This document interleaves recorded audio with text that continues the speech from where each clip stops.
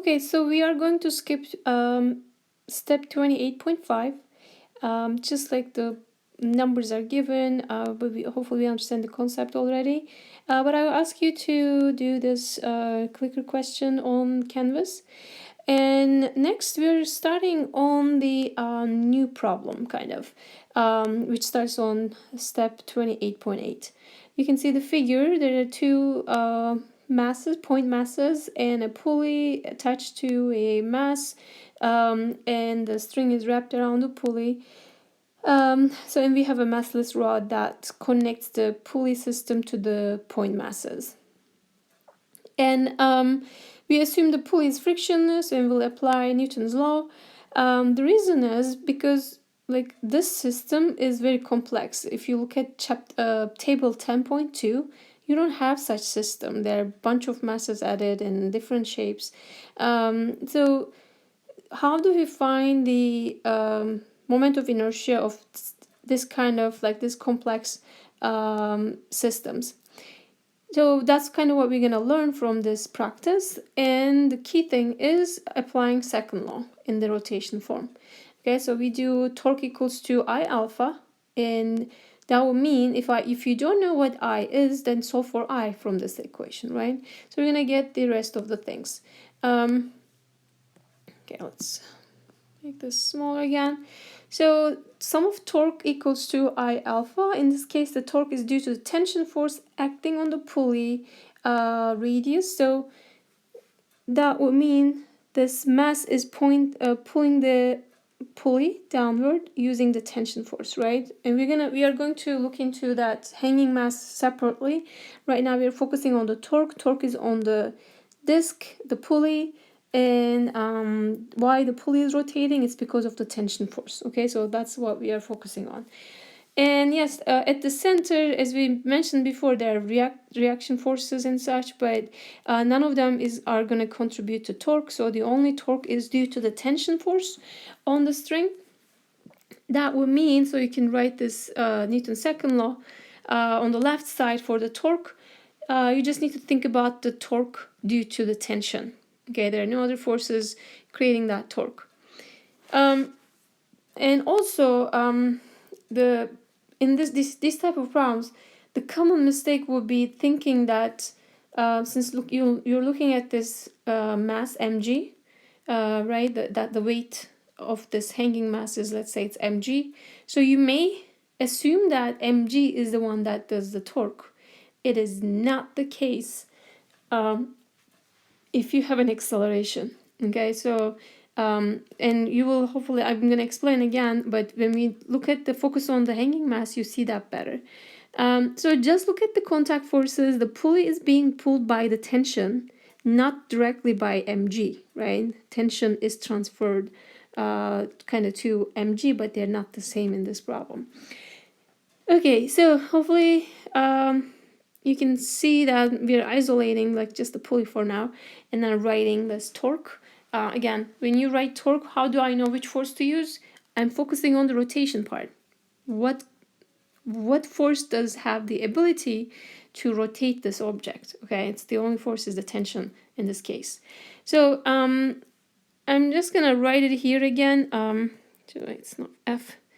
The torque equals to I alpha. What is sum of torque? It's due to the tension force, and these are vectors, and that's going to be equal to I alpha as well. Okay, so one thing that you should see is, so these are vectors. Tension force is rotating in which direction? To define that, you need to kind of first see the pivot point. Remember, you start from the pivot point, go along the, let's magnify that part, go along the, from the pivot point to the force point. So you drove kind of R, right? And that R is this radius, capital R. And that's the moment arm. And then make a turn along the force direction. So what you see is a clockwise direction.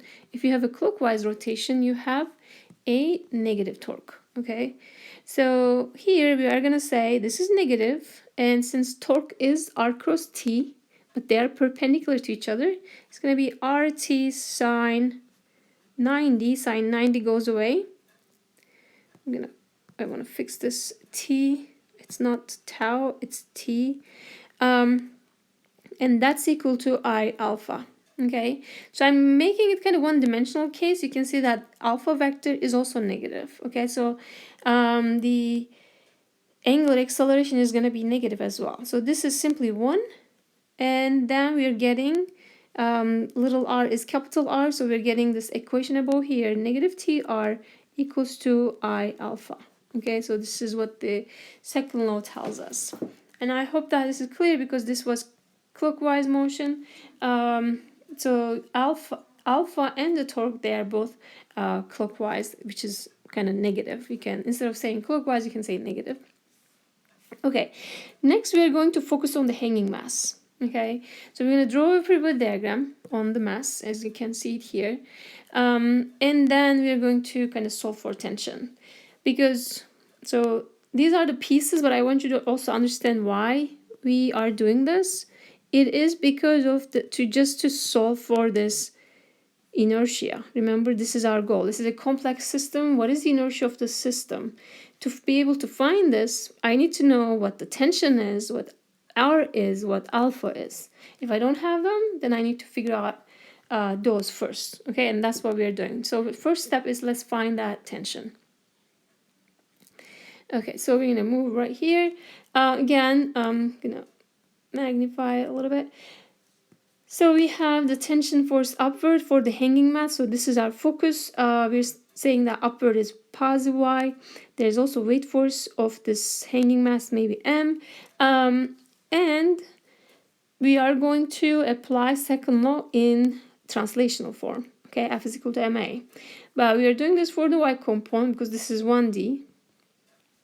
And when you write that equation, on the left side, T is positive, right? Because we said upward is positive, and W is negative. That's the weight force of the hanging mass.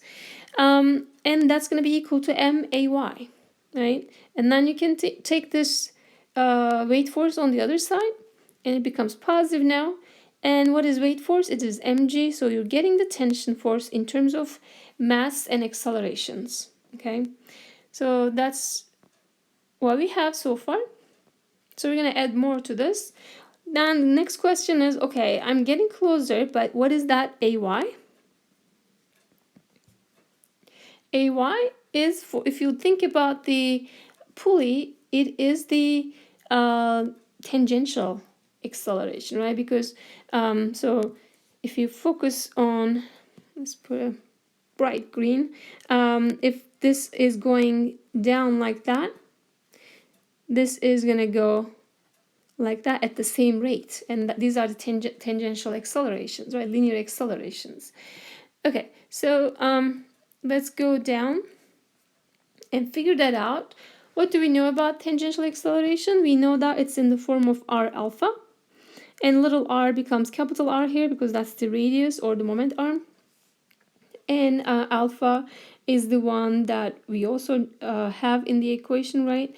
On the torque equation, but now it's also in the tension equation because we're going to replace that. We are going to replace AY with this new definition.